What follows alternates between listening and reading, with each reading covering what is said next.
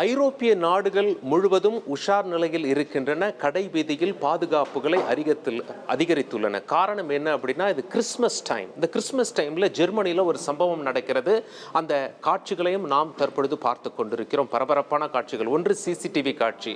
ஒரு கருப்பு நிற கார் ஒன்று திடீரென ஒரு கூட்டத்தில் புகுகிறது. அந்த கிறிஸ்மஸ் கடை வீதிகளில் அந்த தாக்குதலில் பலி எண்ணிக்கை 4ஆக அதிகரித்திருக்கிறது. நீங்கள் சொன்னதை போல் 40க்கும் மேற்பட்டோர் உயிருக்கு போராடி வருகிறார்கள். மொத்தத்தில் 200க்கும் மேற்பட்டோர் அதில் அந்த தாக்குதலில் காயமடைந்து மருத்துவமனையில் சிகிச்சையில் இருப்பது குறிப்பிடத்தக்கது. போலீஸ் அங்கே உடனே வந்தாங்க. அந்த நபர் அங்கிருந்து ஒரு 1/2 கிலோமீட்டர் கூட போகல, மடக்கி பிடித்து துப்பாக்கி முனையில் கைது செய்து விட்டார்கள்.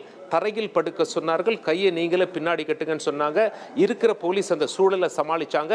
புதிதாக வண்டியில் வந்த போலீஸ் திபுதிபுவென குதித்தார்கள். அவரை கைது செய்து இழுத்து சென்று விட்டார்கள்.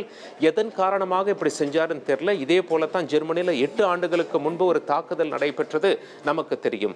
இந்த குறிப்பிட்ட தாக்குதலை செய்த நபர் சவுதி அரேபியாவிலிருந்து 18 வருஷம் முன்னாடி தப்பித்து ஜெர்மனி தஞ்சம் அடைஞ்சிருக்கார்.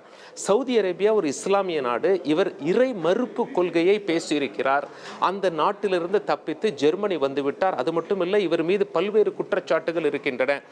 அரபு நாடுகளிலிருந்து பெண்களை கடத்தி ஐரோப்பிய நாடுகளில் கொண்டு வந்தது உள்ளிட்ட பல வழக்குகள் இவர் மேல இருக்கிறதுனால சவுதி அரேபிய நாடு இவரை திரும்பி எங்களிடம் ஒப்படைத்து விடுங்கள், இவர் தப்பித்து சென்ற குற்றவாளி என்றது. ஆனால் ஜெர்மனி அப்போ என்ன சொல்லியிருக்காங்க, இல்லை இவருக்கு நாங்கள் அடைக்கலம் கொடுக்குறோம் அப்படின்னு சொல்லி பெர்மனன்ட் ரெசிடென்சி கொடுத்து 18 வருஷமா அங்கே தான் இருக்கார். அவர் என்னதான் டாக்டராக இருந்தாலும் இறை மறுப்பு கொள்கை பேசியிருக்கார் சவுதி அரேபியாவில். அதனால எங்களிடம் ஒப்படைத்து விடுங்கள் அப்படின்னு சொல்லி அந்த அரசு வெவ்வேறு குற்றச்சாட்டுகளை முன்வைத்து கேட்டாலும் ஜெர்மனி அப்பொழுது மறுத்தது.